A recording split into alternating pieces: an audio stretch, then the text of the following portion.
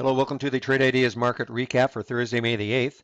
My name is Barry Anderson. I'm the moderator of the trading room. This is the address to get into the room. Well, before we start, let me just bring up a chart of the SPY today. The market still has a little over half an hour to go. This line right here is where the SPY closed yesterday. So you can see that it opened just a little bit under that, but it popped over it and it had a nice steady move up in the first half hour and a couple little jogs here, but it looked like it was going to maintain this area. But at about 12:30 onwards, 12:45, I guess, it started a kind of a steady decline down to this area here. Now we've had a bit of a pop back, but I mean, we're still below the close of yesterday. So throughout this whole area, it made the bounce plays a little more difficult. So let's take a look at what I did do today. The first stock was HOLX, Hologic, Hologic Incorporated, and this came from my bounce play, and I received the alert at 9:59. So right in this area here. So, oops, sorry about that. My mouse just got stuck. So right in this area here is where I received the alert. And I watched it for a little while because it was very choppy, as you can see. And I watched to see if it was going to hold the whole number of 24, and it did. And so when it got above when it got above this area here, I decided to take a chance on it, and I took the stock at 24.21, and it went up to 24.25, went up past here, thought maybe it'll have a good shot, but because of all this chop, I decided just to take the trade off at 25, 24.25, and so a very small gain for me. But again, it was pretty choppy. In retrospect, yeah, it would have been nice to have held it, but I mean, look, it has come all the way back down. So it's not like it had a steady rise all the way up. So pretty choppy one. Probably not the best pattern for me to take, but I can't even remember, but for whatever reason, I wanted to take this one. So anyway, not too much harm done with that one. Now the second one was DFS, Discover Financial. Now this came from my 20-day high break, and you can see that the 20-day high just flipped on me here is 57.33. So I received the alert right in this area here, and I took the stock at 57.34. And if you remember, if you watched the video yesterday, you know that some of these 20-day high breaks were pretty successful. And not that I took them all, but a lot of them did work. So I wanted to hop on this one immediately.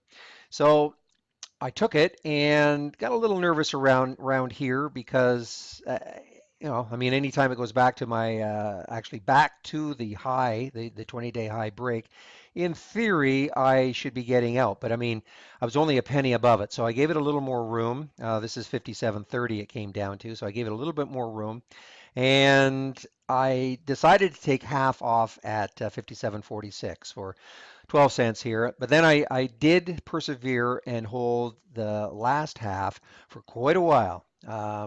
I got all the way through here and I took it out right at this level here. So that was a long hold for me on the last half, but pretty good, 31 cents on it. So the patience definitely paid off. And there's no question that had I waited, I would have got stopped out here. I would have taken myself out of the trade right there too on this candle, even though it did, it did reverse. Sorry about that. Let me just turn off that. Forgot to turn that one off. There we go. Okay. Um, yeah, I mean, I would definitely got stopped out here. So I would have stopped myself out. So not a bad play on a day that was pretty difficult to maintain long, especially through all this area through as the SPY was. Let me just see what the SPY was doing here.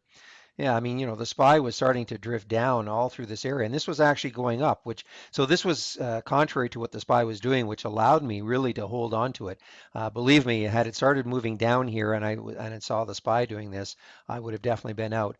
But I think the financials were doing pretty well today. And notice on my sector top list right here, financials and gold are the two stars today. So that allowed me to hold on to onto this one for a lot longer than I normally would. So that was DFS. Now the next trade was GNC.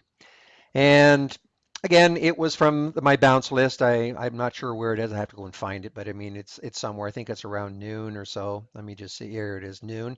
And got the alert right here. So again, here's why I'm getting the alerts. You know, this is stock that is many red candles down in a row, and a certain amount has dropped dollar amount in the last 35 or 30 minutes. So once it got over this was the last red candle here. So I took the trade right here at 37.35 and had a nice expansion right here. And of course, I was hoping it would might meet up to. Let me just get rid of this here. Thought it might get to the 37.77 mark. Maybe not right there, but certainly close. But it stalled, and so I took half the trade off at 37.50, and I took the other half off where I bought it at 37.35. So nothing fantastic there, but you know, again, with the market sliding during this time, I was perfectly willing to take a profit on it. Now, the last one was another. Let's bring this up. The last one was another bounce play from this list. Doesn't really matter where it is.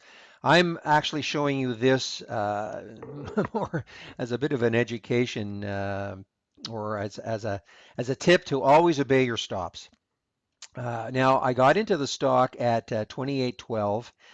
And immediately it went up to 28, I think 22, but also the spread between the bid and the ask really widened. So I was actually looking at right there. I was looking at I think a 28.10 on the bid and 28.21 on the ask. When that happened, I didn't like that at all, especially as the market is going down. I mean, this was going to be a very tight stop for me. I mean, I wanted to put it at 28.05. The problem is that all of a sudden when the spread widens, what can happen is that I'm trying to get out 28.05, but in the next instant, the spread could have gone from $28 to 28.10, 28.12. So all of a sudden now, if I want to get out, I'm having to get out below because I'm going to have to get out at the bid. I'm going to be below where I want to get out. And that could really happen on on stocks that have all of a sudden where the spread widens. So I did not want to take that chance. So I immediately got out at 28.10 for a small 2-cent loss. So that I mean that's okay.